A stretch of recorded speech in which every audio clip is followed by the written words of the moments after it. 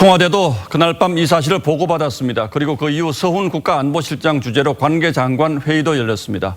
공교로운 건 그 시간 문재인 대통령의 유엔 화상 연설이 있었다는 사실입니다. 종전선언을 강조한 바로 그 연설입니다.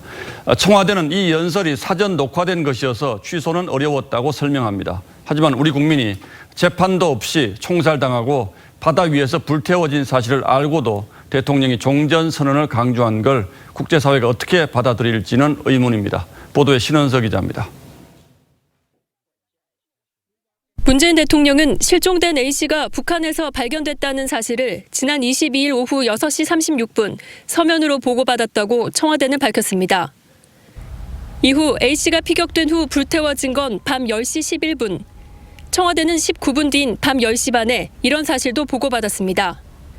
청와대는 이 관련 내용이 당시에는 확실치 않았다는 취지로 첩보를 접수했다는 표현을 썼습니다.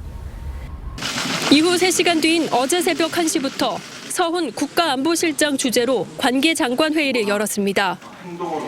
회의가 열리던 새벽 1시 26분 유엔 총회장에선 문 대통령이 종전선언을 제안하는 연설이 방영됐습니다.